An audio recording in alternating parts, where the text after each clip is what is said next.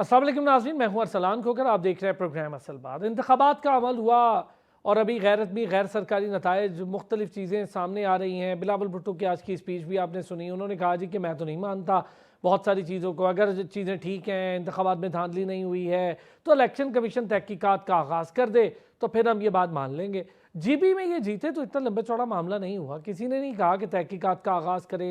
पहले हमारे ही शो में इलेक्शन कमिश्नर को लेकर जीबी के पीपल्स पार्टी के रहनुमा ने बात की थी, लेकिन जब वो जीत गए तो उसके बाद उनका मौक़िफ़ भी तब्दील होता हमें दिखाई दिया। पूरी पीपल्स पार्टी एक नए तरीके से सामने आई। उन्होंने कहा जी हमारी जीत होनी थी, हमने बहुत ज़्यादा काम किया था। पहली बार गिलगित बल्तिस्तान को उनके आइनी हुकूक भी देना शुरू किए थे। पहला मुंतखब वज़ीर आला भी मेहदी शाह की सूरत में हमने दिया था। तो उन्होंने काफ़ी सारी चीज़ों पर बात की। इस वक्त सिचुएशन ये है कि आज़ाद जम्मू कश्मीर यानी एजे के इसके पहला मरहला नून लीग ने मान लिया, लेकिन इस पहले मरहले के बाद जिस तरह से कानून साजी को लेकर वहाँ पर इलेक्शन कमीशन उसके मामलात को लेकर बात चल निकली है, और उससे पहले उसके हालात को लेकर अभी 3 और मराइल बाकी होंगे। उन मराइल का हम ज़रूर जिक्र करेंगे। मुहाजिरीन सीट्स पर इलेक्शन है, बहुत बड़ी तादाद में वो सीट्स हैं। रावलाकोट का मामला होगा, मुजफ्फराबाद वाला होगा जिसे पूंछपुरा कहते हैं, उस पर ये अभी इलेक्शन होना बाकी है और इसके अगले मराइल बाकी हैं। लेकिन हम ज़रा आज बात डिफरेंट करेंगे। आज हम बात करेंगे वो हुकूमतें जो वहाँ पर रहीं और वहाँ पर काम किया, वो हुकूमतें वहाँ क्या करती रहीं। 2011 से 16 तक पीपल्स पार्टी का दौर रहा। चौधरी अब्दुल हमीद उसके वज़ीर आज़म रहे पीपल्स पार्टी की तरफ से। फिर राजा फारूक हैदर खान साहब आए और मुस्लिम लीग नून से 16 से 21 तक वो रहे। फिर सरदार अब्दुल क़य्यूम नियाज़ी आए जो कि पीटीआई से थे। फिर सरदार तनवीर इलियास आए, वो भी पीटीआई से, उस वक्त की पीटीआई से थे। 2022 और 23 वो वज़ीर आज़म रहे। एक नया रिकॉर्ड भी बना दिया पीटीआई ने, जो कि उनका पहले ही रिकॉर्ड था। कभी वो आईजी तब्दील करने के रिकॉर्ड बना रहे थे, फिर उन्होंने वज़राए आज़म तब्दील कर दिए दो एक ही बार आज़ाद जम्मू कश्मीर में। तो उसके भी आप खुद सोच लें कि जब 2 वज़ीर आज़म आते तो क्या काम हुआ होगा। फिर चौधरी अनवारुल हक आए, मखलूत हुकूमत थी, आज़ाद हैसियत से आए। 23 से 26 तक उनका मामला रहा। फिर हमने देखा हुकूमती वादे वईद क्या थे और उस पर अमली काम क्या हुआ। इस पर हम ज़रा आज बड़ी डिटेल बात करेंगे। जब तवील तातुल के बाद निचली सतह पर जमहूरियत की बहाली की बात हुई, बल्दियाती इंतखाबात करवाए गए, एक बड़ा कारनामा था ये, बहुत बड़ा बल्कि कारनामा था। ई गवर्नेंस, सियाती राहदारियाँ, ये सारे इंतखाबी वादे थे, लेकिन हुआ ऐसा नहीं है। खामियाँ ये रहीं कि 2 बार वज़राए आज़म की तब्दीली से जो सियासी अदम इस्तेहकाम पैदा हुआ, उससे वहाँ की तरक्की रुकी। ये पीटीआई दौर की मैं बात कर रहा हूँ। महंगाई बढ़ी, आटे की कीमतें, बिजली के भारी बिल आना शुरू हो गए, आवाम परेशान हो गई। अब ये मामला वहाँ से जब बिगड़ता गया तो हुआ क्या, नौकरियों के वादे किए जी, मुहाजिरीन सीट्स पर मामलात को डिस्कस करेंगे, कानूनी मामलात को ठीक कर लेंगे, नई तरमीम आएंगी, ऐसा कुछ नहीं हुआ। जिसके बाद ये बड़ा मुश्किल हुआ। आज के ये इलेक्शन हमें ये बता रहे हैं कि ये मुश्किल हालात के इलेक्शन थे। इलेक्शन होने से स्टेबिलिटी ज़रूर आएगी, इलेक्शन होंगे, वहाँ की अपनी हुकूमत आएगी, वो अपनी आवाम के साथ डिटेल मामलात को बेहतर करेगी। लेकिन नून लीग, पीटीआई तो बहुत बाद में, खैर नून लीग, पीपल्स पार्टी बार बार आते रहे जाते रहे, क्या ऐसा किया। डॉक्टर सजाद बुखारी हमें ज्वाइन कर रहे हैं, सीनियर सहाफ़ी हैं, एंकर पर्सन भी हैं, तजियाकार भी हैं। बहुत शुक्रिया डॉक्टर साहब, आपने हमें ज्वाइन किया। साथ ही साथ कुछ ही देर में अनवर अज़हर साहब सीनियर सहाफ़ी और तजियाकार हैं, ख़ुद भी एंकर हैं, वो भी ज्वाइन कर रहे हैं हमें। बहुत शुक्रिया जी। डॉक्टर साहब पहले ज़रा हम बात करें इलेक्शन, उसके तरीक़ाकार, सारा कुछ हो गया, बहुत मुश्किल हालात में इलेक्शन हुए, बहुत अच्छी बात है इलेक्शन का होना। एक हौसला आया है, जो लोग समझते थे होंगे नहीं, आगे जाएंगे, कभी ये होगा कभी वो होगा। अच्छा, वहाँ के जो लास्ट सिटिंग वज़ीर आज़म थे उनका कोई रोल मुझे वैसे दिखाई नहीं दिया, आप शायद इस पर बेहतर कमेंट कर सकते हैं। लेकिन इलेक्शन हो गया अल्हम्दुलिल्लाह, रिजल्ट्स आ गए, नून लीग मार्का मार गई, जीबी से काफ़ी डिफरेंट रहा ये इलेक्शन। बहुत शुक्रिया अरसलान। आज़ाद जम्मू कश्मीर की कानून साज असम्बली के जो इंतखाबात हैं उनको हम पाकिस्तान के जनरल इलेक्शन के साथ उसकी सिमिलैरिटीज़ अगर तलाश करें या उसका कंपैरिजन करें तो ये काफ़ी नाइंसाफ़ी होगी। दोनों पॉलिटिकल पार्टीज़ अपना बयानिया लेकर जो है वो कश्मीर पहुंची। बिलावल भुट्टो जरदारी साहब जिन्होंने कश्मीर को और फिर मीरपुर को, मैं बड़ा हैरान हूँ, कश्मीर और कश्मीर में बड़ा फ़र्क है। अगर आप कभी कश्मीर गए हो, आपका एक्सपीरियंस हुआ हो, कंदकोट और कश्मीर जो है वो बदतरीन वहाँ की सूरत हाल है। मैं अभी मैं होकर आ कुछ रहा हूँ, कुछ ही दिन हुए, जी मैं जी, ये अगर आप सारा हिस्सा देख कर आ रहा हूँ। जी जी, ये बलूचिस्तान की बस आप उसको सरहद समझें और बॉर्डर समझें, कश्मीर जिसे कहते हैं। फिर वहां से आप कनेक्ट हो जाते हैं वाया आप कंदकोट और फिर आप डेरा गाजी खान तक जाते हैं। तो फिर ये पूरी जो सूरत हाल इस बेल्ट की वो आपके सामने है। फिर मीरपुर खास और मीरपुर में जो है वो सिमिलैरिटीज तलाश की गई, लेकिन मैं ये समझता हूँ कि मीरपुर खास भी आप गए होंगे और मीरपुर भी आप गए होंगे। उसके जी बिल्कुल। इंफ्रास्ट्रक्चर, उसकी जो लिटरेसी रेट है, उसके जो विजनरी लोग हैं और जिस तरह उसकी तरक्की है वो अपनी तरफ है। लेकिन मैं यहाँ पे एक इम्पॉर्टेंट बात बताता चलूँ, आपको याद होगा मुस्लिम कॉन्फ्रेंस के बाद जो है पीपल्स पार्टी को बहुत सारे मौके मिले कि उन्होंने इक़्तिदार संभाला। हालांकि मुस्लिम कॉन्फ्रेंस को ज्यादा अपॉर्चुनिटीज मिली, उसके बाद जो है लोगों ने मेन स्ट्रीम पॉलिटिकल पार्टीज की तरफ जो है वो उनका फोकस बढ़ गया, और मुस्लिम कॉन्फ्रेंस जो है वो अभी आपको नहीं नजर आ रही है इस वक्त जो आजाद जम्मू कश्मीर में है। तो उसमें पीपल्स पार्टी को जितने मौके मिले हैं, तो पीपल्स पार्टी ने आज बिलावल भुट्टो सरदारी साहब फार्मूले बता रहे थे कि हमारे पास अवामी एक्शन कमेटी के लिए भी कोई फार्मूला है। तो ये फार्मूला आपने रोजे मैशर के लिए रखा हुआ है, तो ये फार्मूला आप जो है वो पाकिस्तान के अजीम तर मफाद के लिए, इस रीजन के हालात के लिए, आज़ाद जम्मू कश्मीर के मसाइल के लिए अगर आप वो फार्मूला बता दें तो इसमें क्या हर्ज है? वो आप इलेक्शन में कामयाब होने के बाद ही बताएंगे, यानी आप खुद ही उस पर अमल दरामद करेंगे। तो ये मैं समझता हूँ PMLN की जानिब से भी एक और पहलू इसमें बड़ा आम है, इसको नूरा कुश्ती भी कहा जा रहा है, बहुत सारे हल्कों में इसको नूरा कुश्ती कहा जा रहा है, क्योंकि जब GB के इलेक्शन हुए थे तो बहुत सारे लोग ये कह रहे थे कि आज़ाद जम्मू कश्मीर की जो हुकूमत है वो PMLN जो है वो ले उड़ेगी, आप कहें कि PMLN जो है वो वहां पे हुकूमत बनाएगी। ये आपका तासुर था, ये मेरा तासुर था, ये साफती हल्कों में भी मौजूद था। अब जहां तक बात रही सबसे पहला रिगिंग जो हुई थी, आपको याद होगा कि उसमें एक PMLN के रहनुमा ने उन 2 रिटर्निंग ऑफिसर्स के कमरे में जहां वो बैठे हुए वो थैले उनके पास से, और वो जाकर सोशल मीडिया पर वीडियोस वायरल हुई। तो वो कौन थे लोग? उनका ताल्लुक पाकिस्तान पीपल्स पार्टी से ही था ना। उन्होंने वो रिटर्निंग ऑफिसर्स, 2 रिटर्निंग ऑफिसर्स जिनको मुअत्तल किया, गिरफ्तार उनको किया। तो ये तो PMLN भी फिर इस बारे में कह सकती है। तो मैं ये समझता हूँ कि सियासी जमातों से हट के मैं ये समझता हूँ ये बलूगत है। ये अगर सियासी बलूगत का मुजाहरा अगर इन जमातों ने करना है तो ये इलेक्शन से ज्यादा आज़ाद जम्मू कश्मीर में इस वक्त जो हिंदुस्तान की मदद हासिल किए हुए, सोशल मीडिया की सपोर्ट हासिल किए हुए वो 4 अशखास हैं, जो कि है तो बहुत बड़ी तादाद है। 24 तो इनके टोटल 24 से 25 अरकान है कालाधन एक्शन कमेटी के, लेकिन जो 4 इसमें अमान है, मेहरान है, नजीर है, और एक अकील नाम का बंदा है जो कल से सोशल मीडिया पे पाकिस्तान के खिलाफ मजीद खून रेजी की तरफ जो है इस रियासत को बढ़ाने की कोशिश कर रहा है, जो पाकिस्तान के खिलाफ नफरतों का बीज बो रहा है। लाशें पड़ी हैं, आओ देख लो जी, इतने लाशें पड़ी हैं, हमारे कंधे उठा उठा के थक गए हैं। आप इनका ताकुब करें, आप इनकी बेखनी करें, आप पॉलिटिक्स बाद में कीजिएगा, पॉलिटिक्स करते रहिएगा। और ये 3 मराइल पे इलेक्शन हुए, ये तो पहला मरला है। अभी तो मुजफ्फराबाद और महाजरीन की नशिस्तों का अलहदा रहता है, अभी तक तो पूंछ के इलेक्शन रहते हैं, अभी तक तो नीलम के लोगों ने फैसला करना है, अभी तो जेलम के लोगों ने सही बात है, फैसला ये तो करना है, और पहला ये मरहला है। बात अच्छा, आपने काफ़ी डिटेल इलेक्शन उसके प्रोसीजर पे बात की है। अच्छा, अनवर रजा साहब भी हमारे साथ मौजूद हैं। अनवर भाई, बहुत सारी चीज़ें आपके सामने हैं, कवर करते हैं आप लोग दोनों हजरात, जाकर भी कवर कर चुके हैं, हम लोग तो देख चुके हैं सारे डायनामिक्स। ये बताएं कि इस वक्त सिचुएशन सबसे मुश्किल ये थी कि इलेक्शन हो जाना चाहिए, क्योंकि वहाँ पर अमन और सारी चीज़ें और आवाम उसका एतमाद इस इलेक्शन से जुड़ा था। बहुत अच्छा हो गया, इलेक्शन हो गए। इलेक्शन के बाद नून लीग ने अपना मामला लिया, हत्ता कि मियाँ नवाज शरीफ खुद उतरे इस इलेक्शन कैंपेन में, और काफ़ी डिफरेंट पहलू हमने देखे। मरीम नवाज साहिबा वहाँ मौजूद रहीं, बिलावल भुट्टो मुसलसल वहीं मौजूद हैं, और अभी कश्मीर का जो उन्होंने कंपैरिजन किया वो अभी सजाद बुखारी साहब ने भी कहा। इलेक्शन हो गए, पहला मरहला हो गया, अगले 2-3 मराइल जो अब अगला मामला है मुहाजिर सीट्स के बाद, हमने वो पूंछ सेक्टर और फिर वो सारा मामला भी देखना है। क्या चीज़ें ऐसे ही आगे होने जा रही हैं, यानी जो इलेक्शन के नताइज है वो असर डालेंगे आगे आने वाले इलेक्शंस पर? अरसलान भाई और सजाद बुखारी साहब, अस्सलाम वालेकुम। बहुत शुक्रिया मुझे दावत देने के लिए। देखिए, आज़ाद कश्मीर के इंतखाबात इसलिए भी ज़रूरी थे, वहाँ पर जो लॉ एंड ऑर्डर की सिचुएशन थी उससे हमारा जो रवायती दुश्मन है इंडिया, वो बड़ा फ़ायदा हासिल कर रहा था, प्रोपेगेंडा कर रहा था, और पूरी दुनिया में जो आज़ाद कश्मीर, मकबूजा आज़ाद कश्मीर की जो मूवमेंट थी उसको उससे नुकसान पहुँच रहा था। इस सिचुएशन में इंतखाबात का पहला मरहला पुरअमन तरीके से जो हुआ वो बड़ी इंपॉर्टेंट बात है। उसमें पाकिस्तान मुस्लिम लीग नून ने जो बढ़तरी हासिल की है, आपका जो सवाल था, डेफिनेटली वो दूसरे मरहले भी उनको ये एज हासिल होगा। और आप देखेंगे, आपको याद होगा हमने कहा था कि वहाँ पर पाकिस्तान मुस्लिम लीग नून की जो पोजीशन है वो बेहतर है। ये इंतखाबात से पहले की बात थी, आपके एक शो में मैंने ये अर्ज़ किया था। अब आप देखिएगा दूसरे मरहले में भी पाकिस्तान मुस्लिम लीग नून को इससे फ़ायदा हासिल होगा। उसकी बुनियादी वजह ये है कि पहले मरहले में उन्हें ख़ासी खतरख़्वाह कामयाबी हासिल हुई है और जहाँ तक बात थी पुरअमन इंतख़ाबात की, ये बहुत ज़रूरी था। इसलिए कि इससे मकबूज़ा कश्मीर की जो आज़ादी है उस पर बड़ा फ़र्क पड़ना था। अब अल्हम्दुलिल्लाह पाकिस्तान ने ये कर दिखाया कि पाकिस्तान पुरअमन मुल्क है और जमहूरियत पर यकीन रखता है।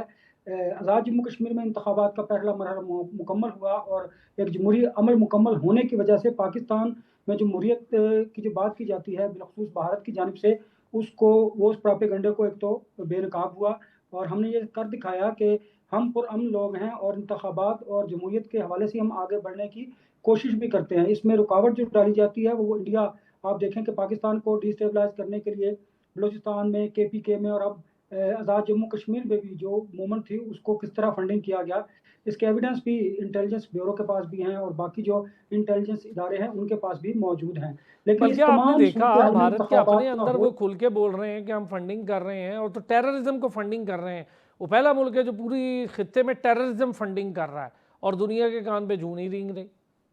आपकी बात दुरुस्त है। देखिए जो भारत की जानिब से रियासती दहशतगर्दी है जो एक्सपोर्ट की जा रही है दुनिया भर में, अब इसको दुनिया इस सच को मानने के लिए तैयार है। पहले जब हम कहा करते थे, हम जब डोज़ियर दिया करते थे, हम जब दुनिया के सामने भारत के चेहरे को बेनकाब किया करते थे, तो उस तरह हमारे इस पॉइंट ऑफ व्यू को, हमारे बयानिए को नहीं लिया जाता था। लेकिन अब जब कनाडा, ऑस्ट्रेलिया, इवन यूएसए में जो 26 दहशतगर्द इंडिया के अरेस्ट हुए हैं और भारत की जेलों से बैठकर उसको ऑपरेट किया जा रहा है, जो ग्रुप्स के नाम सामने आए हैं, उसके बाद दुनिया जो है अब भारत के इस चेहरे को भी बेनकाब उन्होंने किया भी और तस्लीम भी किया और मानते भी हैं। अब उस पर आप देखिए आहिस्ता-आहिस्ता उस पर अमल दरामद भी हो रहा है। फिर सबसे बड़ी बात भारत के अंदर से जो जेन ज़ी है, जो तुलबा की एक तहरीक थी, उस तहरीक ने भी ये साबित किया कि इंडिया के अंदर अक़लियतों के साथ जो सलूक रवा रखा जाता है, इंसानी हकूक़ की खिलाफ़ वर्जियाँ की जाती हैं, वहाँ पर जो क्राइम्स किए जाते हैं, वो भी दुनिया ने देखे।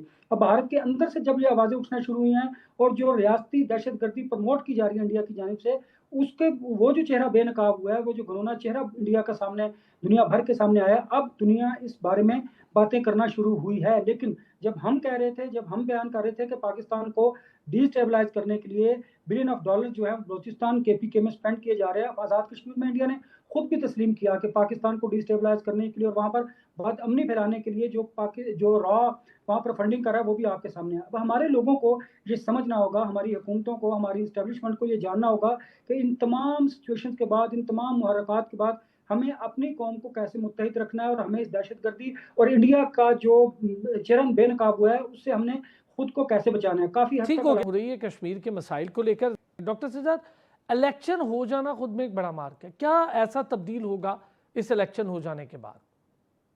हम जरा बैनुल अक़वामी मंजरनामा भी अपने नजर में रखें। देखिए ओवरऑल तो आप देखें कि बड़ी चेंजेस आ रही हैं और ओवरऑल जो है नई फॉर्मेशंस हो रही हैं, नई सरबंदियां हो रही है। मिडिल ईस्ट का क्राइसिस जो है अब यूरोप और बरतानिया तक जो है उसके असरात जो है वो हमें नजर आ रहे हैं। तो इस खित्ते में तो डेफिनेटली उसका इम्पैक्ट जरूर आएगा। लेकिन भारत के हवाले से जहां अनवर रजा साहब ने कॉकरोच जनता पार्टी का जिक्र किया और जंतर मंतर पे जो प्रोटेस्ट था, उस प्रोटेस्ट के अंदर और उससे पहले जो फार्मर्स का संयुक्त जो प्रोटेस्ट था, आपको याद होगा 2020-21 में जब इन्होंने 750 लोगों को उसमें मार दिया था, उनको किसानों को जो है बेदर्दी से उन ट्रैक्टर जो है वो चढ़ दौड़े थे। इसी तरीके से इन्होंने 50,000 जो है सिखों को मारा, 1 लाख कश्मीरियों को इन्होंने मार दिया। फिर इन्होंने अपनी नॉर्थ ईस्ट स्टेट में जो सिटीजन अमेंडमेंट एक्ट था उसके तहत भी इन्होंने तकरीबन कोई 100 के करीब जो है लोगों को मार दिया। तो ये भारत का एक वतीरा रहा है और भारत जो है इसको पसे पुश्त डालने के लिए और इस कॉकरोच जो जनता पार्टी है उसने अब एक और अपना जो है नया मुद्दा जो है वो हुकूमत के अब सामने रख लिया है और वो है रिफॉर्म्स। तो मैं समझता हूँ कि आपके तवज्जुह से अनवर रजा साहब जैसे लोग भी यहाँ पे बैठे हुए हैं जो कि पाकिस्तान की एक मौसर आवाज है और भारत का जो चेहरा है, मकरू चेहरा है, उसको मैं इनके अक्सर शोज में देखता हूँ, बेनकाब करता हूँ। मैं आपसे भी गुजारिश करूंगा, हुकूमत वक्त से भी गुजारिश करूंगा, जो हमारा साइबर क्राइम है मैं उससे भी गुजारिश करूंगा कि आप इस महाज पे जहाँ पे आपकी सिक्योरिटी पर जो है अरबों रुपए आप खर्च कर देते हैं, जहाँ पे आप कानून नाफिज करने वाले इदारों को वेल इक्विप्ड कर रहे हैं, सोशल मीडिया पे आप कहाँ हैं? सोशल मीडिया पे वो थंबनेल, वो हैशटैग जिनमें सिमिलैरिटीज नजर आ रही है, टीटीपी, अफगानिस्तान के जो लोग हैं और बीएलए है, और ये जो इस वक्त आपकी कनकुतरे ही मैं कहूंगा, अब इनको मैं और क्या अल्फाज कहूँ, ये कहने दें मुझे, ये सब एक ही हैशटैग इस्तेमाल कर रहे हैं, इन्हीं की पोस्ट रीपोस्ट हो रही हैं। इंडियंस कुछ सोशल मीडिया एक्टिविस्ट हैं जो अपने मुल्क में तो नहीं देखे जा रहे, यानी वहां पे उन्होंने पाबंदी लगाई हुई है, टिकटॉक पे पाबंदी है, पाकिस्तान का फेसबुक नहीं देखा जा सकता, पाकिस्तान के मीडिया चैनल्स नहीं देखे जा सकते, लेकिन वो यहाँ बड़ा जमान है हमारे मुल्क के अंदर। और वो अकील नामी बंदा जो बार बार आकर जो है उकसा रहा है लोगों को, इंतशार की जानिब रागिब करवा रहा है, सोशल मीडिया पे हम कहीं नजर नहीं आ रहे हैं। यानी वो एक झूठी पोस्ट करते हैं और आप चंद सेकंड्स में देखें तो उनकी वीडियोस वायरल हो जाती हैं। यहाँ पे कोई मुहिब वतन पाकिस्तानी अगर हकायक बताने की कोशिश करता है, उसकी वीडियोस पे स्ट्राइक मार दी जाती है, उसकी वीडियोस पे रिपोर्ट्स मारी जाती है, वो रिपोर्ट्स वायरल ही नहीं होती हैं, उनकी पोस्ट वायरल नहीं होती। तो सोशल मीडिया पे जो हुकूमत ने काम करना था बदकिस्मती से वो नहीं कर सकी, ये हमें मानना होगा। सोशल मीडिया का जो महाज है उस पे हुकूमत वक्त उसको एक विंग बनाना चाहिए था, इस हवाले से थिंक टैंक्स को बिठाना चाहिए था इस हवाले से अच्छा, ये कि बात आपकी आप दुरुस्त है, ये बड़ा इंपॉर्टेंट पहलू है। जब आपने फिफ्थ वॉरफेयर का हिस्सा बनना होता है, डिसइंफो लैब आप सबके सामने है, बड़ी देर से हमने उसको एक्सपोज किया। गवर्नमेंट का भी काम है कि अब ये नई जहतें हैं, इसी पर काम हो रहा है, पूरी दुनिया इसी की तरफ काम कर रही है। वो प्रोपेगेंडा कर रहे हैं, हमें उस प्रोपेगेंडे का काउंटर हर सूरत करना है। हमारे सारे मीडिया हजरात तो कर ही रहे हैं, अल्हम्दुलिल्लाह सारे बैठे और भारत के चैनल्स पे मुंह तोड़ जवाब भी दे रहे हैं, लेकिन इसको ज़रा डिफरेंट लेवल और ऊपर भी लेके जाना। सर, इस पर ज़रा बात करेंगे, क्या रहा आज से पहले और जो इंतखाबी वादे होते थे AJK को लेके, क्या पूरे हुए? मेरिट पर नौकरियां, महाजरीन के मसाइल, सेहत के corridors, universities, higher education commission, ये सारी चीज़ें, वादे वईद और फिर भारी आटे की कीमतों की मामलात को तय करना, ये सारा गवर्नमेंट का काम था। पीपल्स पार्टी भी बाहर आ रही और नून लीग भी रही। हाँ, राजा फारूक हैदर साहब के दौर में ये जो माली इंतज़ामी मामलात थे, इस पर थोड़ा सा सख्ती ज़रूर हुई, यानी इसकी अकाउंटेबिलिटी वाला मामला थोड़ा स्ट्रेट हुआ, ये अच्छी चीज़ है। बट स्टिल बहुत सारी चीज़ें जो इन पार्टीज़ ने वादे करने के बाद भी वहाँ मामलात रहे, ख़ासतौर पे बिजली का मामला और दीगर मामलात। तो इसको ले अगर अनवर रज़ा साहब, फिर मैं डॉक्टर सजाद से भी ये पूछूंगा, तो क्या किया इन अदवार में पिछले 10 सालों में? अगर मैं बात करूँ, पीपल्स पार्टी, नून लीग यहीं पर बराजमान रहे। इस्लान, अगर आप मुझे इजाज़त दीजिए, जो बुखारी साहब ने पॉइंट रेज़ किया, मैं उस पर अगर 1 मिनट की बात कर लूँ। ज़रूर। देखिए, एक तो जो सोशल मीडिया के जो सोशल मीडिया को जिसने काउंटर किया हुआ, जिसने कैप्चर किया हुआ है, वो एक्चुअली इंडियंस हैं। आप देखें, उन तमाम फेसबुक हो गया, ट्विटर हो गया, तमाम सीईओज़ जो हैं वो इंडियंस हैं या फिर यहूदी लॉबी है। एक तो ये बड़ा इंपॉर्टेंट पहलू है। इस वजह से भी शायद हमारे जो लोग मुहिब वतन पाकिस्तानीज़ हैं, जो सोशल मीडिया पर चीज़ें वायरल भी करना चाहते हैं, वो नहीं करते। आप कश्मीर की बात करें तो आपका अकाउंट ब्लॉक कर दिया जाएगा, ये एक बड़ी बुनियादी वजह। और दूसरी वजह, बिल्कुल ये बात दुरुस्त है कि हुकूमत को इस तरह जो इक़दाम करने चाहिए थे सोशल मीडिया पर, वो उन्होंने नहीं किए, जो सजाद बुखारी साहब ने पॉइंट रेज़ किया था। अब रही बात, आपने जो सवाल किया, देखिए हमारे यहाँ किसी भी अक्रॉस द बोर्ड किसी भी पॉलिटिकल पार्टी का आप नाम ले लीजिए, जब कोई भी जनरल इलेक्शंस हों या फिर जीबी में या फिर आज़ाद कश्मीर में, तो जो मंशूर पेश किया जाता है उसका अगर 20% भी इम्प्लीमेंट कर दिया जाए, तो गिलगित बल्तिस्तान, आज़ाद कश्मीर हो या फिर जनरल इलेक्शंस हों, तो मैं समझता हूँ कि हमारे यहाँ तब्दीली नज़र आएगी। अनफॉर्चुनेटली जो मंशूर कोई भी सियासी जमात दौरान इंतखाब, अपनी इंतखाबी मुहिम के दौरान वो जब पेश करते हैं, उस पर अमल नहीं किया जाता। एक बड़ी बुनियादी वजह यह है। दूसरी वजह कि जब भी पाकिस्तान मुस्लिम लीग नून की जो गवर्नमेंट आई, उसने वहाँ पर आज़ाद कश्मीर में काम किया। अगर आप कंपैरिजन करें, उसके मुकाबले में पाकिस्तान पीपल्स पार्टी उस तरह काम नहीं कर पाई जिस तरह उन्हें करना चाहिए था। अब आप जब इन इंतखाबात में देख लीजिए, जब ये कलअदम जॉइंट एक्शन कमेटी ने ये सारा धरना दिया, उसमें पाकिस्तान पीपल्स पार्टी उस तरह उस सारे इंतजामी मामले को हैंडल नहीं कर सकी जिस तरह उन्हें करना चाहिए था। यही वजह है कि इस इंतखाबात में उन्हें फिर वो भी इंतखाबी नताइज मौसूल नहीं हुए, हासिल नहीं हुए जो वो चाहते थे। भले वहाँ पर बिलावल भुट्टो जरदारी साहब मौजूद भी रहे। फिर अब आते हैं पाकिस्तान मुस्लिम लीग नून की तरफ। वहाँ पर आपने देखा नवाज शरीफ साहब ने बड़ी अच्छी कैंपेन की, मरियम नवाज साहिबा साथ थी, लेकिन ये भी तो बड़ी जुल्म की बात है कि आप इंतखाबात के दौरान तो इमीडिएटली वहाँ पर बसेस भी ले हैं, वहाँ पर जो आपने इंतखाबात में नारे लगाए हैं, ऐलानात किए, वो इम्प्लीमेंट कर दें। लेकिन जैसे ही आपको इंतखाबात मुकम्मल होते हैं, आप गवर्नमेंट बनाने में, गवर्नमेंट फॉर्म करने के फेज़ में से गुजरते हैं, हुकूमतें बन जाती है, फिर वो जो अमली इक़दाम हैं हमें वो नज़र नहीं आते, उसमें बड़ी सुस्त रवि होती है। यही वजह अच्छा, है। ये एक पॉइंट दीजिएगा शॉर्ट सा डॉक्टर सजाद साहब। ठीक है कि राजा फारूक हैदर साहब के दौर में हमने मालियाती नज़्म ज़ब्त, ऑडिटिंग, के निज़ाम बेहतर हुआ, LOC पर जो भारतीय फायरिंग से मुतासर ख़ानदान है उनके लिए हिफाजती पैकेज और बंकर्स भी मामलात बेहतर हुआ, इदारों की तकर्रुरी को किसी हद तक मेरिट पे लाया गया, लेकिन उसके बावजूद जो मईशत का खुद कफील होना है, फंड्स के लिए विफाक के ग्रांट्स पर मुकम्मल इन्हिसार है, बिजली की पैदावार है, ये चीज़ें प्रॉब्लम रही। पर ये जो बात की अभी कि अभी कैंपेन हो रही थी तो बसेस का जाना वहाँ मामला बन गया, ये कल भी हमारे यहाँ शो में बात हुई और वही पीपल्स पार्टी और नून लीग आपस में इस पर भी बात कर रहे थे।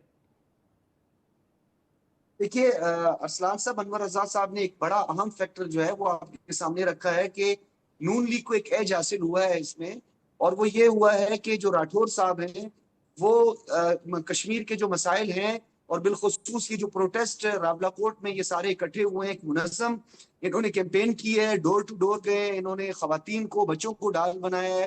तो इन्होंने उस वक्त अपना इंतजामी एक्शन नहीं लिया कि आज इस नहज तक पहुंच गए कि हमें जो है उनको डिस्पर्स करना जो है हमारे लिए मुश्किल बन गया था। तो राठौर साहब की एक नाकामी थी, और दूसरी नून लीग को एक और एज हासिल ये हुआ कि 38 नुकात में 35 नुकात जो कि शौकत मीर लेकर आए थे, उस वक्त PMLN ने ही उनके 38 में से 35 जो मुतालबात थे, क्योंकि कश्मीर के अंदर ऐसे लोग मौजूद हैं जो इस बात को समझते हैं, और कश्मीर के लोग ऐसे मौजूद हैं जो समझते हैं कि कौन सी गवर्नमेंट जो है उनके फंडामेंटल और बेसिक राइट्स जो है उसको प्रोटेक्ट कर रही है और उनके लिए काम कर रहे हैं, भले वो इंतखाबात में कामयाबी के लिए ही हो, पॉलिटिकल पॉइंट स्कोरिंग के लिए हो।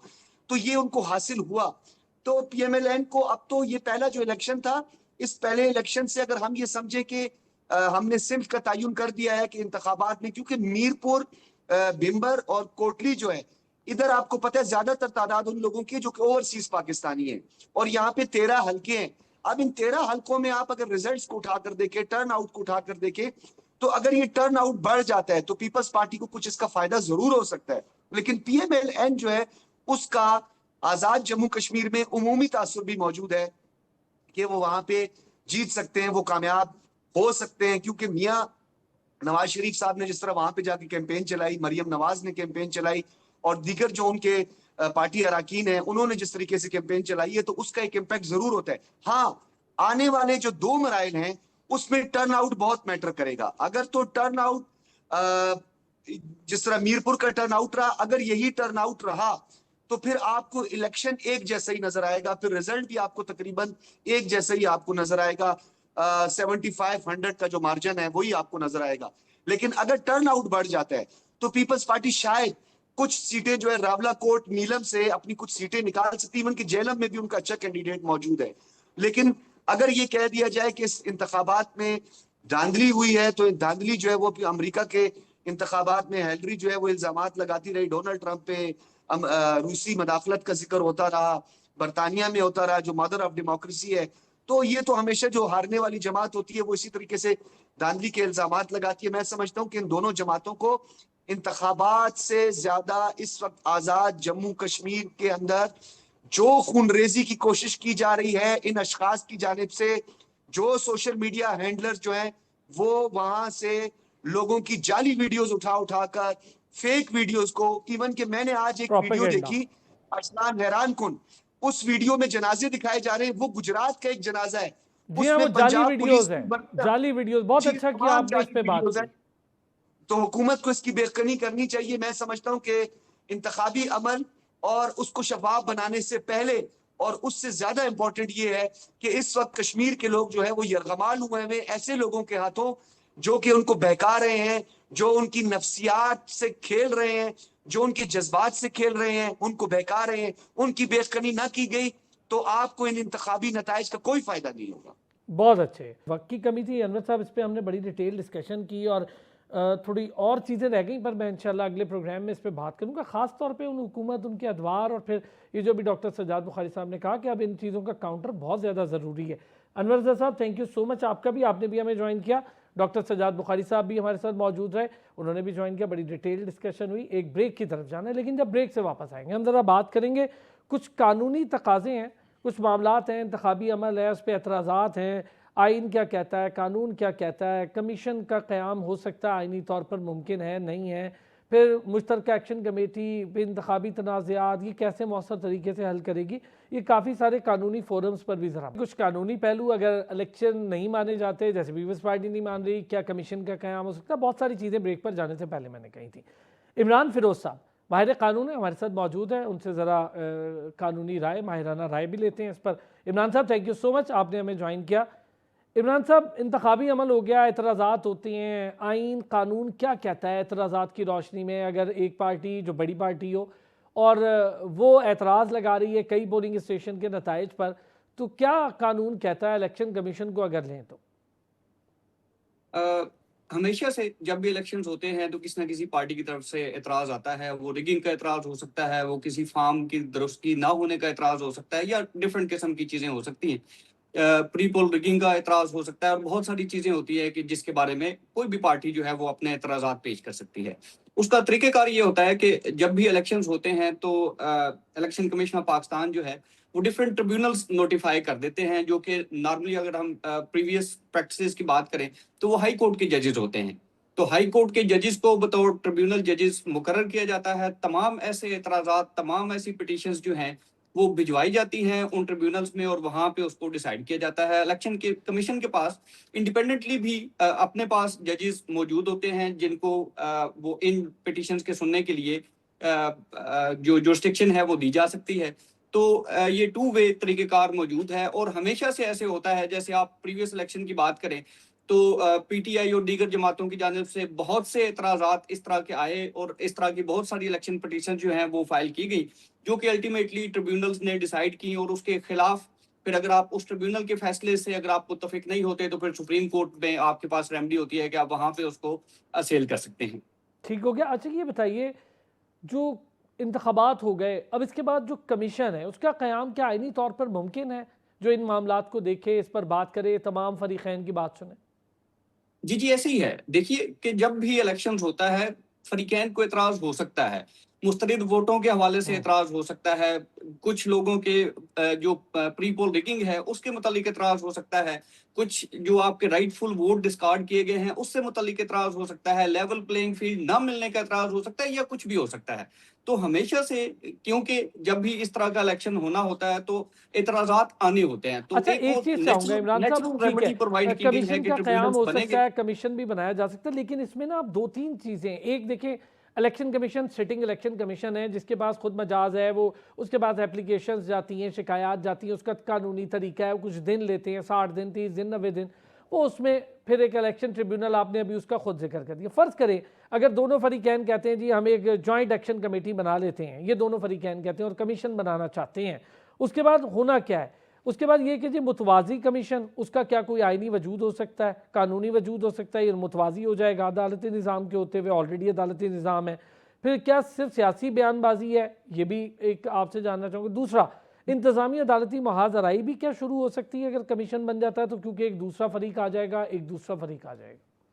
नहीं, ये जो कमीशन है ना, that is out of place. कहीं पे आइन में इस कमीशन का जिक्र नहीं है कि अगर अदालत में उस कमीशन उस पिटीशन की समाअत के दौरान अगर अदालत को ये लगता है कि कहीं कोई फेयर ट्रीटमेंट नहीं हुई या इलेक्शन फ्री एंड फेयर नहीं है, तो उस हवाले से वो अदालत अपनी कोई ऑब्जर्वेशन दे सकती है। कोई जुडिशियल कमीशन उस पर फॉर्म किया जा सकता है, जो कि अनप्रेसिडेंटेड है। इससे पहले हमने कभी ऐसी कोई नजीर देखी नहीं है। हाँ, ये कोई तो एग्जेक्टिव ऑर्डर से हो हाँ, सकता है, वैसे नहीं हो सकता। जी, जी, जी, ऐसी अदरवाइज कोई आईनी तौर पे कोई ऐसी प्रेसिडेंट मौजूद नहीं है। तो आईनी तौर पे जो तरीकेकार मौजूद है वो ट्रिब्यूनल्स का तरीकेकार है, वो इलेक्शन कमीशन का अपना जो दायराकार है वो तरीकेकार मौजूद है, और उसमें वो दोनों फरीकैन को सुन के वो फैसला सादर करते हैं।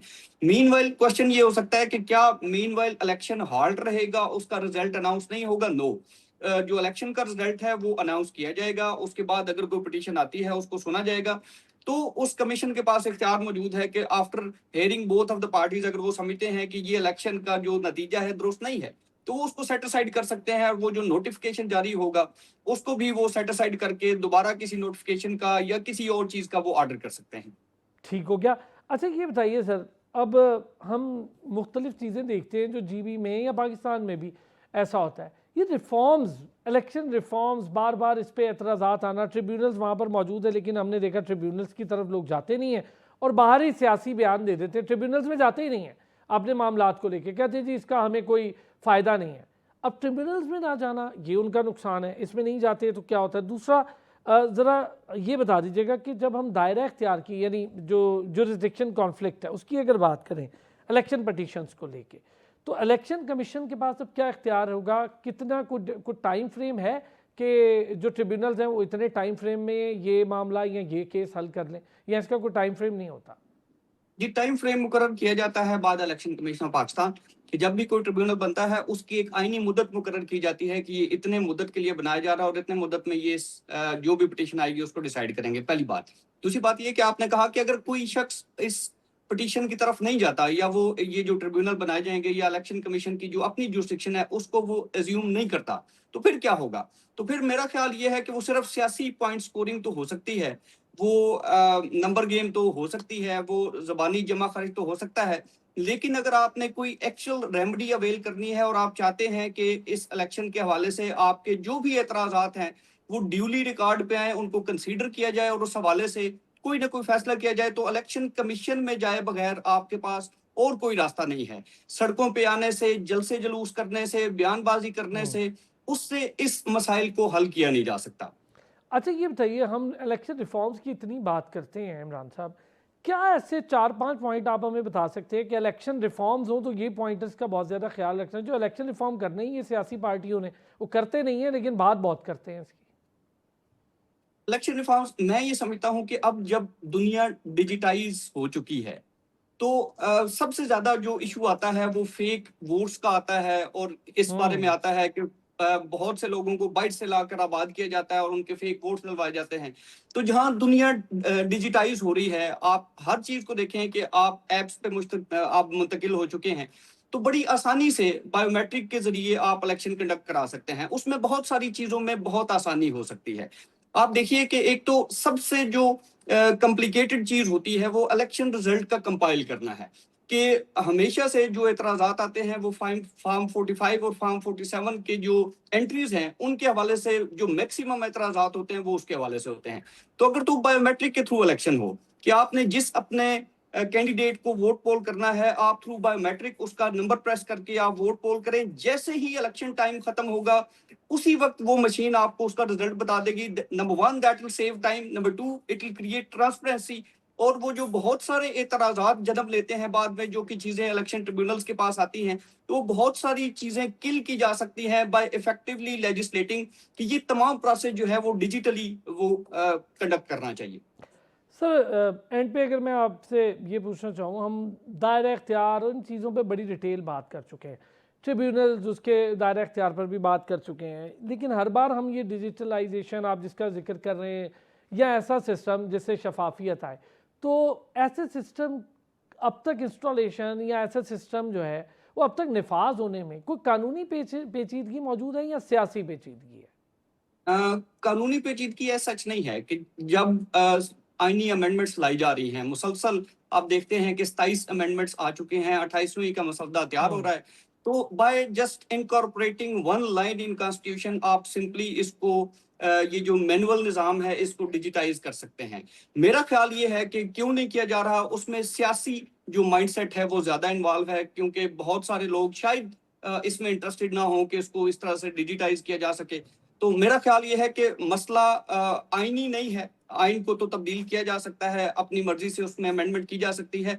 मसला सियासी विल का है। तो सियासतदान जो हैं या हमारे जो सियासी हुक्मरान पार्टीज हैं या जो भी गवर्नमेंट में होता है, वो इस तरफ तवज्जो इसलिए नहीं देता कि बहुत से लोगों के बहुत सारे स्टेक्स इन्वॉल्व होते हैं इलेक्शन में, तो वो शायद उस अपने जो पर्सनल इंटरेस्ट है उसको टेक केयर करने के लिए इस जैसी लेजिस्लेशन को अवॉइड करते हैं। बहुत शुक्रिया इमरान फिरोज साहब, माहिर कानून हमारे साथ मौजूद है। बड़ी डिटेल डिस्कशन हुई, लीगल एस्पेक्ट्स पे बात हुई, लीगल जुरिस्डिक्शन पे बात हुई, लीगल प्रॉब्लम्स क्या हैं, इसको कैसे हल किया जा सकता है, क्या रिफॉर्म्स हैं जो इलेक्शन कमीशन उसके स्ट्रक्चर में लाई जा सकती है और कितना आसान है और उसको इतना पेचीदा क्यों बनाएगा। बहुत शुक्रिया नाज़रीन आपका भी, कल फिर होगी आपसे मुलाकात।